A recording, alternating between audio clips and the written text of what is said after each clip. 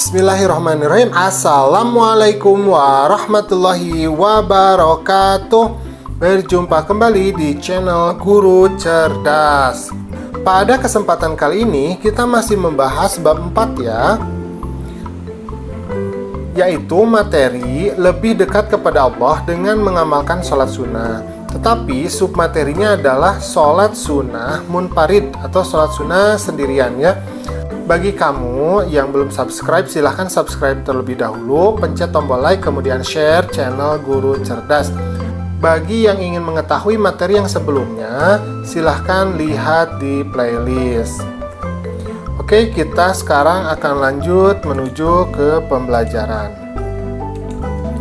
Sholat sunnah munfarid adalah sholat sunnah yang dilaksanakan secara individual atau secara sendiri-sendiri. Adapun sholat sunnah yang dilaksanakan secara munfarid itu adalah atau yang pertama adalah sholat rawatib. Kemudian yang kedua sholat tahiyatul masjid. Kemudian yang ketiga sholat istikharah.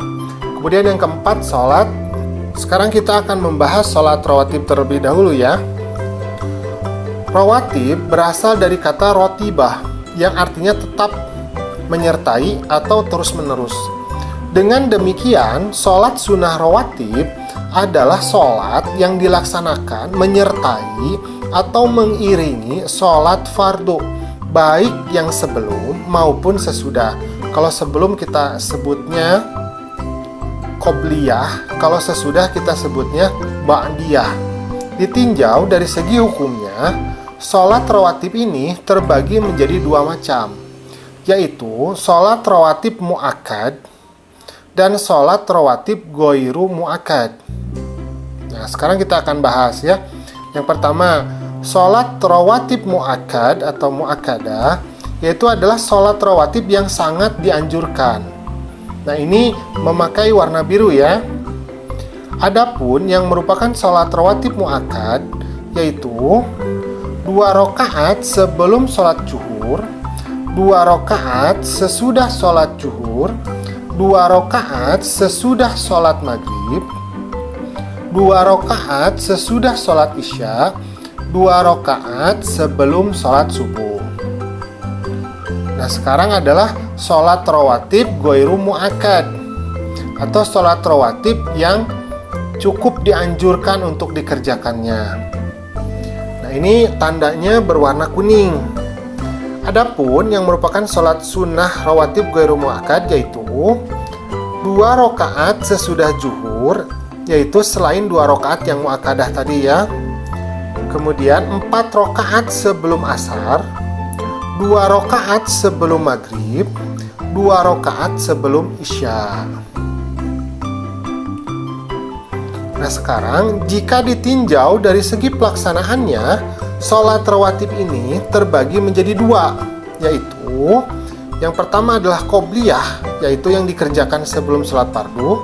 Yang kedua adalah ba'diyah, yaitu yang dikerjakan setelah sholat fardu. Nah, sekarang kita akan berbicara tentang tata cara melaksanakan sholat sunnah rawatib. Nah, yaitu sebagai berikut. 1.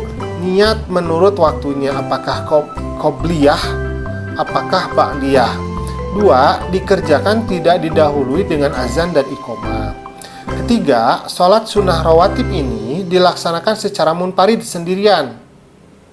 Keempat, bila lebih dari 2 rakaat, gunakan 1 salam setiap 2 rakaat. Kelima, membaca dengan suara yang tidak dinyaringkan, seperti pada saat melaksanakan sholat zuhur atau sholat asar. Jadi suaranya pelan saja, tidak usah dikeraskan. Yang keenam, sebaiknya berpindah sedikit dari tempat sholat fardu, tetapi tetap menghadap kiblat. Jadi kalau kita sholat fardu di sebelah sini misalkannya, kita bergeser sedikit lah ya. Boleh ke kanan, boleh ke kiri, boleh ke depan atau ke belakang. Nah, sekarang kita akan berbicara tentang sholat tahiyatul masjid, yaitu sholat sunnah yang dilaksanakan untuk menghormati masjid. Sholat ini disunahkan bagi setiap muslim ketika memasuki masjid. Sholat sunnah ini merupakan rangkaian adab memasuki masjid.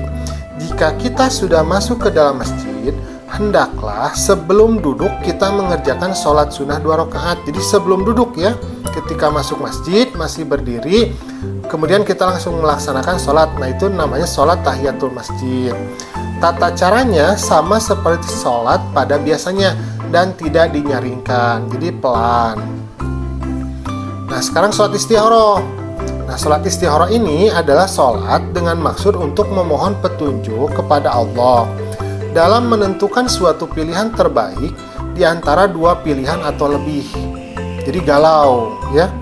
Ada dua pilihan. Nah, sholat istikharah tertuju pada suatu keinginan atau cita-cita yang sudah nampak adanya. Jadi cita-citanya dua-duanya sudah nampak nih, sudah mulai nampak ya.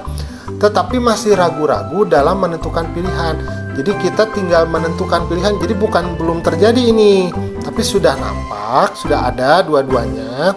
Tetapi kita masih ragu menentukan mana pilihan yang terbaik di antara kedua itu. Mungkin kedua, mungkin ketiga, kita nggak tahu ya.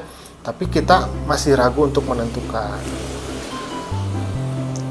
Nah, sholat istikharah ini boleh dilaksanakan kapan saja. Tetapi waktu yang terbaik dalam melaksanakan sholat istikharah adalah saat mulai pertengahan malam yang akhir. Jadi waktunya sebagaimana waktu sholat tahajud atau qiyamul lail, ya, seperti itu. Alhamdulillah, pembelajaran kita sudah selesai. Jangan lupa untuk melaksanakan sholat sunnah munfarid ya. Bagi kamu yang memerlukan catatannya, silahkan lihat di deskripsi. Dan bagi kamu yang ingin mengetahui materi yang sebelum ini, yaitu tentang sholat sunnah berjamaah, silahkan lihat di playlist. Atau bagi kamu yang ingin mengetahui materi yang selanjutnya, yaitu sholat sunnah yang bisa berjamaah maupun munfarid, juga silahkan lihat di playlist. Terima kasih sudah menyaksikan channel ini. Assalamualaikum.